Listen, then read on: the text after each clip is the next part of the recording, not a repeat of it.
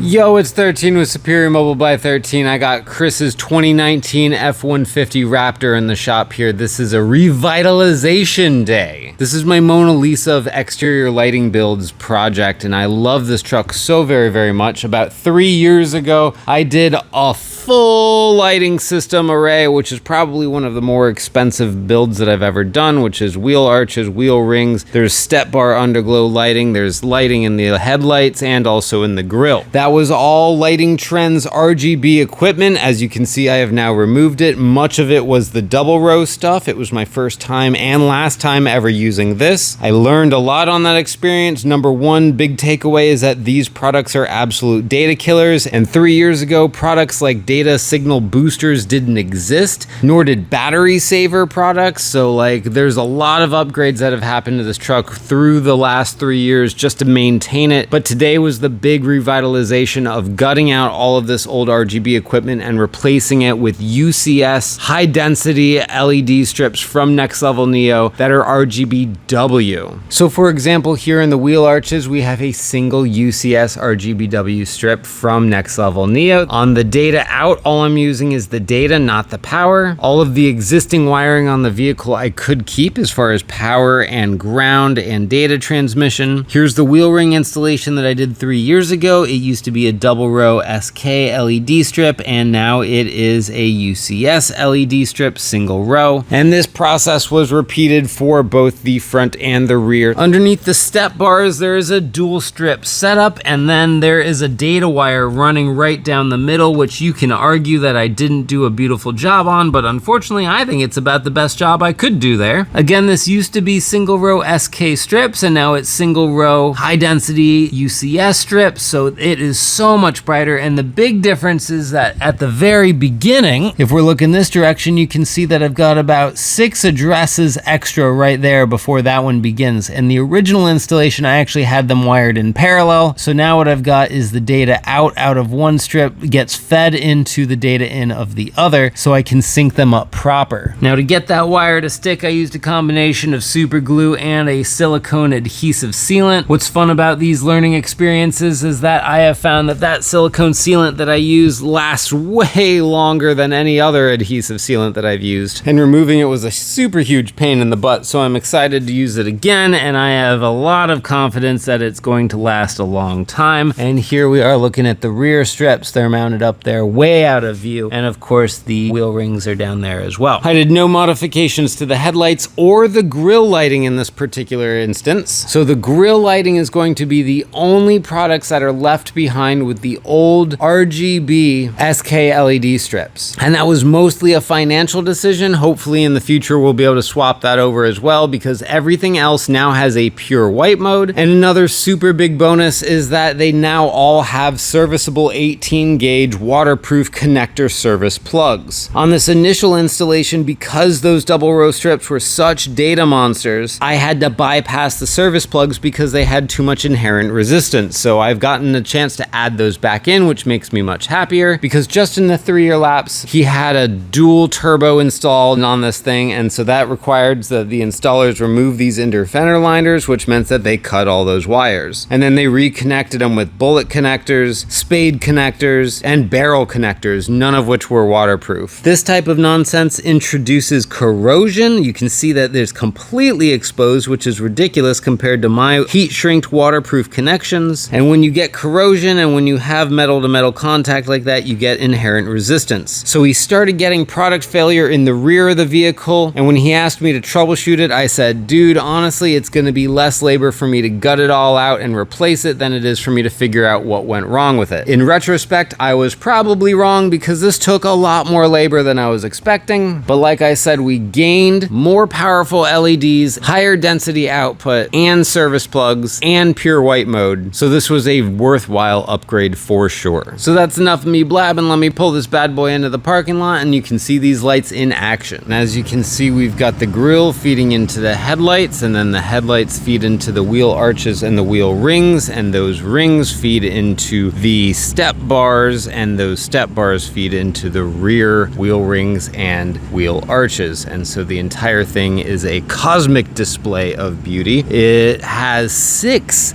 count them, 1, 2, 3, 4, 5, 6 Blue Ghosts modules on this thing. So you can see that we have got the front rings, arches, grille, step bars, rear rings, and headlights all individually controlled. Right now I've just got them all synced together. This one's called Starfall. So when they're all synced together, it's a lot of fun, but of course you can control them individually. This one is called Parade. Hooray. We're just gonna look at all the cool glittery lights. All right. Maybe if you want to get people to get out of your way, we can turn on a blue and red strobe mode. Highly not recommended, but for the record, it will get people out of your way. Here, this one's called Crossfire. Just looking at the truck. For the record, this is it as its driving mode, where everything is running at a pure white, which looks absolutely stunningly beautiful. And as I mentioned earlier, the grille is the only thing that is not a pure white. It is that mixed RGB white. So it looks a little bit off, and hopefully we'll be able to address that in the future. Hyperspectral is a personal favorite of mine, as that one chases around and bounces the entire length of the vehicle. So let's see if I can chase around and keep up with it. Oh yeah, going all the way around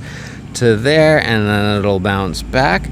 Pretty fun effect there. But yeah, that's pretty much the gist of it. It is just a bigger, badder, better installation than it was 3 years ago, and it was a pretty incredible installation 3 years ago. But these UCS strips are absolutely insane. They are technically daytime bright, but why would I take a video during the daytime inside the shop when I have this beautiful evening here on Florida nighttime so that I can show it to you in full effect? This is what the turn signal looks like when everything else is on running mode. We've got turn signal in the grille, sequential across the headlight. We've got sequential across every other product on the vehicle. As you can see, you cannot miss this turn signal from any direction, which is pretty flippin' awesome if you ask me. This is all user customizable via the app. So if you wanted to switch things up or even change the color of it, he has that capability. All of the lighting also goes red when he hits the brake, but I can't do that while I'm outside the car.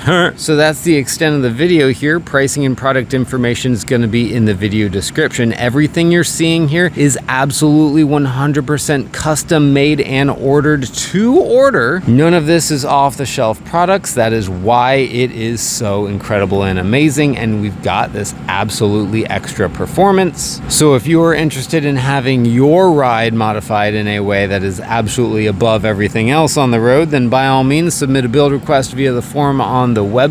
The link to that will be in the video description. As always, I appreciate you guys watching. This is 13 with Superior Mobile by 13. I will talk to you later. See ya.